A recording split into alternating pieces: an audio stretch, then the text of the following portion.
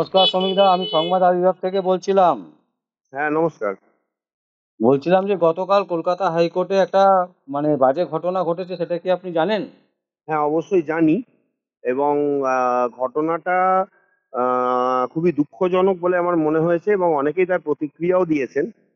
কিন্তু তার উল্টো প্রতিক্রিয়াও আমি পেয়েছি আপনাদেরই কিছু সংবাদ মাধ্যমের কাছ থেকে এবং সেখানে কিছু রেষারেষির জায়গাটাও উঠে এসেছে, যেটা আমার খারাপও লেগেছে। আসল সত্য ঘটনাটা কি সেটা হয়তো আর ২-১ দিনের মধ্যেই আমরা জানতে পারবো। কারণ হাইকোর্টে প্রতিটা জায়গা সিসিটিভিতে মোড়া। যদি এরকম সত্যিকারেরই কোনো ঘটনা ঘটে থাকে, তাহলে তার আইনি ব্যবস্থা হবে। এটা আমি মনে করি। না, আমরা যেটা দেখছি সোশ্যাল মিডিয়াতে, যেটা দেখতে পাচ্ছি যে কিছু তৃণমূলী আইনজীবীরা তারা হুম, নাকি হুম, হুম। মারধর করা বা মানে উল্টোপাল্টা কথা বলা দেখুন, এরকম। দেখুন ২ টো বিষয় আছে। আমি আপনাকে জিনিসটা ক্লারিফাই করি। ২ টো বিষয় আছে। একটা হচ্ছে যে এই ঘটনার সঙ্গে আমার আমার মনে হয়েছে, আপনাদের একজন পরিচিত মুখ আছে আলী আফজল স্যার। আলী আফজল স্যার যখন বৃহস্পতিবার কোনো একটা চ্যানেলকে আপনাদের ওই বি গেটে ইন্টারভিউ দিচ্ছিল, তখন কিছু দাদারা তারা তৃণমূলী করে এবং কিছু আমাদের কালিগ তারা এসে বলে যে পলিটিক্যাল কোনো এজেন্ডা, পলিটিক্যাল কোনো বিষয় নিয়ে কথা বলা যাবে না। এটা বারে আলোচনা হয়েছে। এই নিয়ে ওনার সঙ্গে এই হ্যাঁ, নিয়ে বলুন বলুন ওনার সঙ্গে বলুন। একটা বাকবিতণ্ডা হয়। তো ব্যাপারটা সেখানে সাময়িকভাবে মিটে গেলেও আমি দেখছিলাম যে কালকের দিনটা বিগেটে সেরমভাবে কিন্তু কেউই ইন্টারভিউ করেনি। এখন সাংবাদিকরা ছিলেন। বিশেষ করে যে দুজনের নাম উঠে আসছে ওই রোজিনা দি এবং হচ্ছে যে তার ক্যামেরাম্যান, এর পাশাপাশি আরো কয়েকজন ছিলেন ওখানে।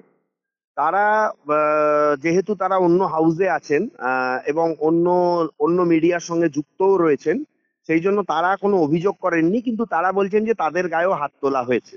এখন আমার বক্তব্য হচ্ছে যে কালকে একটা তাদের মিটিং ছিল, সেই মিটিং আমিও ওইখানটা দিয়ে ওই সময় তার কিছুক্ষণ আগেই পাস করেছি। আমি দেখছি মিটিং হচ্ছে, ওরা করছে, যাই হোক আমি বেরিয়ে গেছি। এখন সাংবাদিকরা কি করেছে আর সাংবাদিকদের কেন যে ওরা এই জিনিসটা করলো, এই দুটো জিনিস আমি রিলেট করতে পারছি না।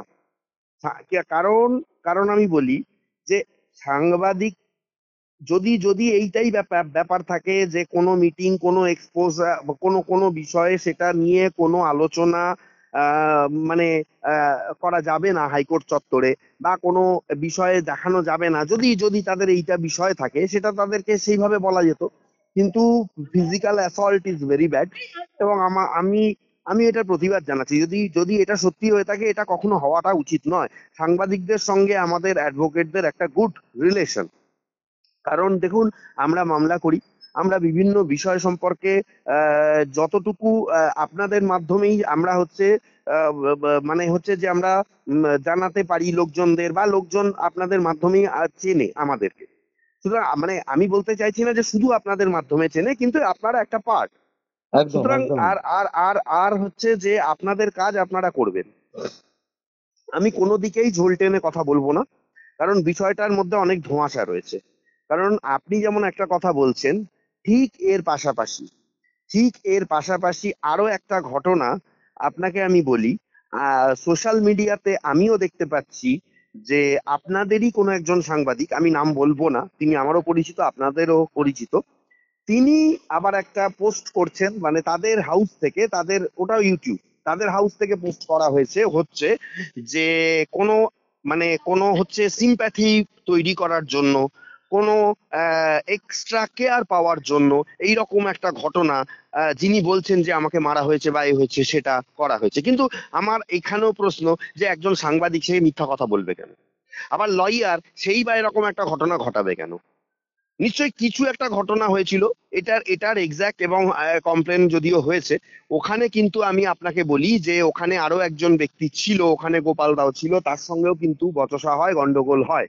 যদিও একজনের কথাই আমরা দেখছি, বাট উনিও ছিলেন, যদিও উনি ডাইরেক্ট বোধহয় কোনো অভিযোগ করেননি, কিন্তু ওনার সঙ্গে গন্ডগোল হয়, এইটুকু আমি খবর পেয়েছি। সুতরাং বিষয়টাকে সম্পূর্ণরূপেই ভাবতে হবে এবং আমার মনে হয় যে যাই ঘটনা হয়ে থাকুক সেটা উম, অন্তত একবার তদন্ত করে দেখা হোক। আর হচ্ছে যে সিসিটিভি ফুটেজ সমস্ত কিছু আসুক, তাহলে কি ঘটনা হয়েছে, কেন হয়েছে, সেই ব্যাপারটা ক্লিয়ার হবে। আর ভবিষ্যতে যাতে না হয় এটা আমি অবশ্যই বলবো। আমার তো মনে হয় যে অ্যাডভোকেটদের সঙ্গে সাংবাদিকদের একটা রিলেশন, গুড রিলেশন, এটা থাকা উচিত। ভবিষ্যতে যাতে এরকম কোনো ঘটনা না হয়, এটা এটা আমি অবশ্যই মানে আমি চাইবো। এবং আমাদের হাইকোর্ট যে বার বা অন্যান্য যারা ফ্যাটার্নিটি রয়েছেন তাদের কাছে আমি বলবো যে ভবিষ্যতে যাতে এইরকম কোনো অনভিপ্রেত ঘটনা না হয়, এই ব্যাপারটা তারা নিশ্চয়ই নজর দেবেন। সুমিদা একটা প্রশ্ন থেকে যাচ্ছে, যেটা হচ্ছে হ্যাঁ, বলুন। যে বার অ্যাসোসিয়েশন থেকে যে বারণ করা হয়েছে, এটা মানে হুম। এই জায়গাটা ঠিক বোঝা যাচ্ছে না, মানে কি বারণ করা হয়েছে? না দেখুন, এই জায়গাটা নিয়ে একটা ধোঁয়াশা আছে। বারণটা করা হয়েছে আপনাকে আমি বলি। আহ, আমি যেটা শুনেছি, দেখুন আমি আমি কিন্তু যখন আমি ঠিক কালকের আগের দিনের কথা বলবো, মানে পরশুদিন, যেটাকে বলে গত পরশু দিনে যারা এসে আলী আফজল স্যারকে বলছিল যে কোনো পলিটিক্যাল ইস্যুতে কোনো ইন্টারভিউ দেওয়া যাবে না। এবং ওখানে যারা ইন্টারভিউ নিচ্ছিলেন ওখানে আপনাদেরই হুম বন্ধু বান্ধব কলিগ হুম এবং হুম আমাদেরও পরিচিত, তাদেরকেও বলা হয়েছে কোনো পলিটিক্যাল কোনো বিষয়ে আপনারা কোনো প্রশ্ন করবেন না, মামলার বিষয়ে প্রশ্ন করুন। হাইকোর্ট প্রিমিসেসের মধ্যে কোনো পলিটিক্যাল ইস্যুতে কোনো কিছু এজেন্ডা বা কোনো কিছু কোনো বিষয় কোনো কোনো মানে আলোচনা বা কোনো পাবলিশ, এই জিনিসগুলো বার চাইছে না। বার এটাকে অ্যাবস্টেন করেছে। যদিও বারে এরকম একটা মিটিং এর কথা কিন্তু আমরা 1 মাস আগেও শুনেছিলাম, কিন্তু আসল কি ঘটনা আমরা সেটা জানি না। আর বারের যদি অথরিটি থাকে বার করতে পারে, কিন্তু আমার মনে হয় না যে একটা ওকালতি একটা স্বাধীন প্রফেশন, সেখানে কারোর কোনো আলোচনা বা কোনো বিষয়কে বার অ্যাবস্টেন করতে পারে। এগুলো এগুলো কিছুটা মন গড়া কথাও হতে পারে।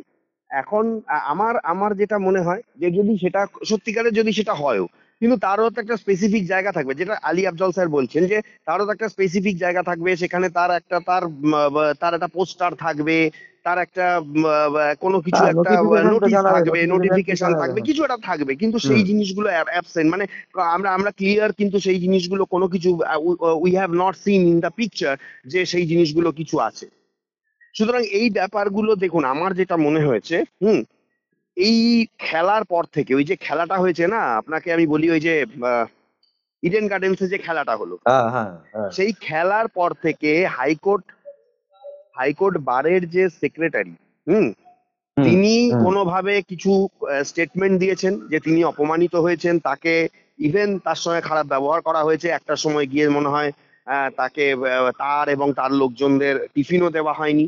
এইটা থেকে এবং মানে তারা বলেছেন যে ওটা কি একটা পলিটিক্যাল জায়গা হয়ে গেছে খেলাটা, এটা নিয়ে অন্য সাংবাদিকরা আমাকে প্রশ্ন করেছিলেন। আমি যদিও মনে করি না যে খেলার সঙ্গে পলিটিক্স যুক্ত থাকতে পারে, এবং দুপক্ষে যারা রয়েছেন, শ্রদ্ধেয় আমাদের বিচারপতিরা ছিলেন এবং সিনিয়র অ্যাডভোকেটসরা ছিলেন। সেই জন্য আমার মনে হয় যে যা যা হয়েছে সেই জিনিসগুলো মানে অভিপ্রেত ছিল না। এবং এবং হয়তো বিচারপতিদের গোচরেও সেটা আসেনি, সেটা হয়তো গ্যালারিতে হয়েছে বা বাইরে হয়েছে, এই রকম একটা ঘটনা। সেখান থেকে একটা চাপানোতর চলছে রাজ্য সরকারের। মানে কিছু ব্যক্তি, তারা যে খারাপ কাজ করছে, তারা যে ভুল কাজ করছে, এর একটা বার্তা যেন দেওয়া হচ্ছে। মানে এবং এবং এবং তারা যে এক্সপোজড হয়ে যাচ্ছে বিভিন্ন মিডিয়ার মাধ্যমে বা বিভিন্ন বিভিন্ন বক্তব্যের মাধ্যমে, বিভিন্ন মানে যারা বিরোধিতা করেন তাদের অ্যাডভোকেটদের বক্তব্যের মাধ্যমে, এই জিনিসটা আমার মনে হয় যে রাজ্য সরকারি আইনজীবীদের হয়তো হয়তো তাদের আঁতে ঘা লাগছে, যার জন্য তারা এটা বলছেন। কারণ তারা যদি বলেন যে তারাই এসে তাহলে কেন বলছেন, যদি বলে যে পলিটিক্যাল এজেন্ডা করা যাবে না, তাহলে বিজেপির লোকরাও এসে বলুক, সিপিএম এ যারা রয়েছেন বিকাশ স্যারও বলুক যে হ্যাঁ ঠিক আছে, এটা বারের ডিসিশন হয়েছে। বা যারা যারা বারের সেক্রেটারি, তিনি একজন বিজেপি, মানে বিজেপি থেকে তিনি জিতেছেন, হাইকোর্ট বারের বর্তমান যে সেক্রেটারি শঙ্কর হ্যাঁ প্রসাদ দলপতি, হ্যাঁ তিনি একদম। বিজেপি থেকে জিতেছেন। অ্যাসিস্ট্যান্ট সেক্রেটারি ফাল্গুনী বন্দ্যোপাধ্যায়, তিনি বিজেপি থেকে জিতেছেন, একজন অ্যাসিস্ট্যান্ট সেক্রেটারি। আচ্ছা, ভাইস প্রেসিডেন্ট ভাইস প্রেসিডেন্ট তিনি বিজেপি থেকে জিতেছেন হাইকোর্ট বারে।